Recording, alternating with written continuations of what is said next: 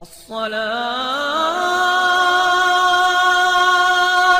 خير من النوم۔ ناظرین گرامی، یاد رہے رمضان المبارک میں ہر عمل کا اجر بڑھا دیا جاتا ہے۔ نوافل کا ثواب فرائض کے برابر اور فرائض کا ثواب 70 گنا بڑھ جاتا ہے۔ اس لیے ہر مسلمان کی یہ کوشش ہوتی ہے کہ وہ رمضان میں زیادہ سے زیادہ نیکیاں کمائے۔ آج کی اس ویڈیو میں ہم آپ کی توجہ جس اہم بات کی جانب دلانے جا رہے ہیں، یہ ایک انتہائی اہم مسئلہ ہے جو کہ اذان کے ساتھ منسلک ہے۔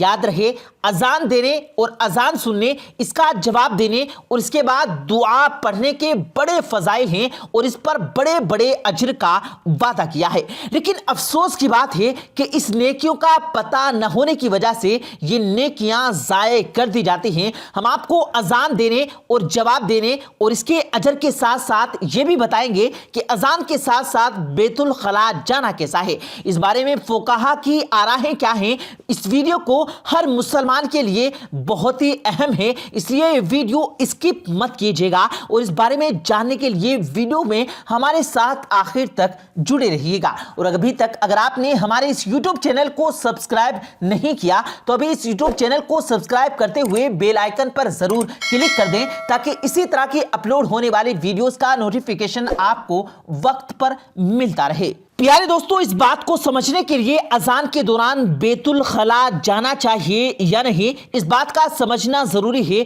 کہ اذان دینے اور اذان کا جواب دینے کا کیا اجر و ثواب ہے۔ تو چلیے پہلے آپ کو اذان کے چند فضائل بتاتے ہیں جو کہ احادیث نبوی صلی اللہ علیہ وآلہ وسلم میں بیان ہوئے ہیں۔ ابو ہریرہ رضی اللہ تعالیٰ عنہ کہتے ہیں کہ میں نے رسول اکرم صلی اللہ علیہ وآلہ وسلم کو فرماتے ہوئے سنا، مؤذن کی آواز جہاں تک پہنچتی ہے اس کی مغفرت کر دی جاتی ہے اور ہر خشک کوتر اس کے لیے مغفرت طلب کرتا ہے، اور اذان سن کر حاضر ہونے والے کے لیے 25 نیکیاں لکھی جاتی ہیں اور 2 نمازوں کے درمیان کے گناہ بخش دیے جاتے ہیں۔ بروایت ابن ماجہ، اس روایت میں ذکر ہے کہ ہر خشک کوتر چیز گواہی دے گی، گویا اس میں جن و انس، حیوانات و نباتات، جمادات سبھی شامل ہیں۔ ناظرین، جہاں تک بات ہے اذان کا جواب دینے کی، تو اس حوالے سے ایک روایت میں مؤمنہ رضی اللہ تعالی عنہ کہتی ہیں کہ ایک دن نبی کریم صلی اللہ علیہ وآلہ وسلم مردوں اور عورتوں کی صفوں کے درمیان کھڑے ہو گئے اور کہا، اے عورتوں کی جماعت، جب تم اس حبشی کی اذان اور اقامت سنو تو تم بھی اسی کی طرح کہنا کہ ہر لفظ کے بدلے تمہارے ہزار درجے بلند کیے جائیں گے۔ تو عمر رضی اللہ تعالیٰ عنہ نے کہا، یہ تو عورتوں کے لیے ہے، مردوں کے لیے کیا اجر ہے؟ نبی کریم صلی اللہ علیہ وآلہ وسلم نے فرمایا، 2 گنا اجر ہے۔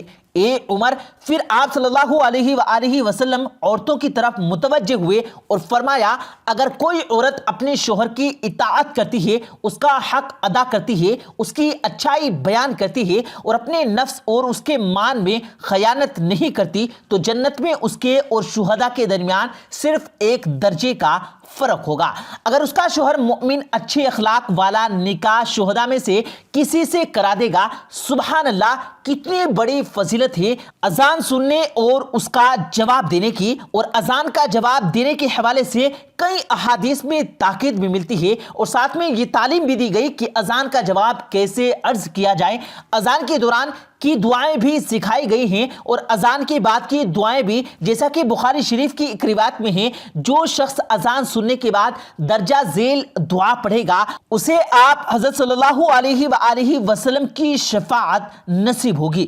کتنی بڑی فضیلت ہے اس دعا کی۔ مسلمانوں کو پیارے آقا صلی اللہ علیہ وآلہ وسلم کی شفاعت نصیب ہو جائے، اس سے بڑھ کر اس کو اور کیا چاہیے؟ اس لیے ضروری ہے کہ اذان کو خاموشی سے سنا جائے اور بتائی گئی دونوں دعاؤں کا اہتمام کیا جائے۔ ناظرین، اس کے علاوہ بھی اذان کے دوران کی دعا بھی اللہ تعالیٰ کے نبی نے سکھلائی ہیں جن پر اجر و ثواب کا وعدہ بھی فرمایا۔ اس لیے ہر مسلمان کو چاہیے کہ اگر وہ اذان کو نہیں دے سکتا تو اسے خاموشی کے ساتھ سنے اور اس کا جواب دے اور اس کے بعد کی دعا کا اہتمام کرے تاکہ ثواب کا مستحق بن سکے۔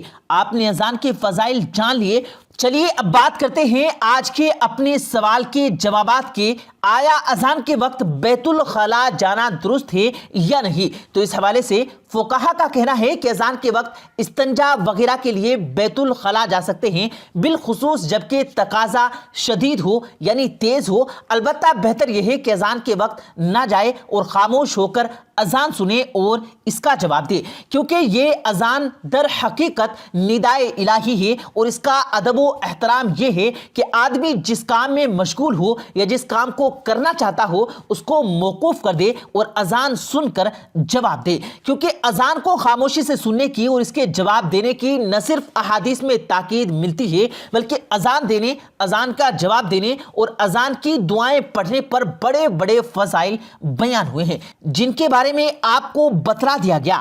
یاد ہے کہ مغرب کی اذان کے بعد جماعت کھڑی ہونے میں وقفہ جو کہ بہت کم رہتا ہے، اس لیے مغرب سے پہلے ہی استنجا وغیرہ سے فارغ ہو جانا چاہیے تاکہ جماعت فوت نہ ہو جائے۔ لیکن اگر کسی کو عین اسی وقت استنجا وغیرہ کی ضرورت پیش ہو تو وہ جا سکتا ہے۔ ناظرین، معلوم ہوا کہ اسد ضرورت ہو یعنی سخت ضرورت ہونے کی وجہ پر ہی اذان کے وقت میں بیت الخلا جانے میں حرج نہیں ہے، لیکن بہتر یہی ہے کہ اذان کے اہتمام کی وجہ سے اذان کے وقت بیت الخلا جانے کو مؤخر کیا جائے، کیونکہ جب انسان بیت الخلا جاتا ہے تو بیت الخلا کے اندر بات کرنے کی بھی اجازت نہیں ہے۔ تو جب انسان اذان کے وقت بیت الخلا جائے گا تو جب سب سے بڑا جو نقصان ہوگا وہ یہ ہوگا کہ نہ تو اذان کے الفاظ کا جواب دے سکے گا اور نہ ہی اذان کے بعد کی دعائیں پڑھ سکے گا۔ لہٰذا اذان کے وقت بیت الخلا جانے سے انسان احادیث میں بیان کیے گئے جواب سے محروم ہو جاتا ہے۔ امید ہے کہ آپ کو اس سوال کا جواب سمجھ آ گیا ہوگا۔ ناظرین، یاد رہے قضائے حاجت انسان کی فطری ضرورت ہے۔ بیدار ہونے کے بعد عام طور سے انسان کو اپنی حاجت پوری کرنے کے لیے بیت الخلا جانے کی ضرورت پڑتی ہے۔ اس ضرورت کو کیسے پورا کیا جائے، اسلام میں اس کی مکمل رہنمائی موجود ہے۔ ابو داؤد اپنی حدیث کی کتاب سامنے ابو داؤد میں تقریب 25 ابواب منقطع فرمائے اور ان سب میں آداب خلا یعنی پیشاب پیخانے کے طریقے بیان کیے گئے ہیں۔ ہماری شریعت کتنی جامع اور مکمل شریعت ہے کہ اس میں استنجا جیسی معمولی چیز کے اس قدر آداب ہیں، اور اسی لیے اسلام کو دین فطرت بھی کہا جاتا ہے۔ سلیمان فارسی رضی اللہ تعالی عنہ کا بیان ہے کہ بعض مشرکین کی طرف سے استہجا اور طنز کے طور پر ان سے کہا گیا کہ تمہارے پیغمبر نے تو تم لوگوں کو ساری ہی باتیں سکھائی ہیں، یہاں تک کہ پاخانہ کرنے کا طریقہ بھی۔ حضرت سلیمان فارسی نے ان سے کہا، ہاں بے شک انہوں نے ہمیں منع فرمایا کہ پاخانہ اور پیشاب کے وقت قبلے کی طرف رخ نہ کریں، یا یہ کہ ہم داہنے ہاتھ سے استنجا کریں، یا یہ کہ ہم استنجے میں 3 پتھروں سے کم استعمال کریں، یا یہ کہ ہم کسی چوپائے، کھیت، گوبر، لیٹ یا ہڈیوں سے استنجا کریں۔ بروایت صحیح مسلم۔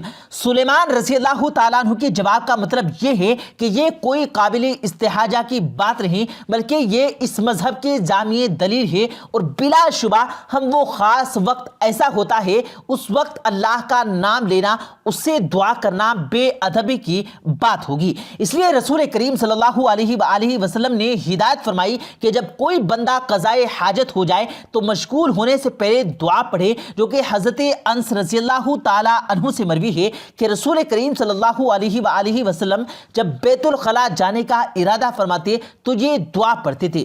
ایک روایت میں بسم اللہ کا تذکرہ ہے، اس لیے مذکورہ دعا کی صورت میں بسم اللہ بھی پڑھنا چاہیے۔ دعا کا ترجمہ یہ ہے، اے اللہ میں تیری پناہ چاہتا ہوں خبیثوں سے اور خبیثنیوں سے۔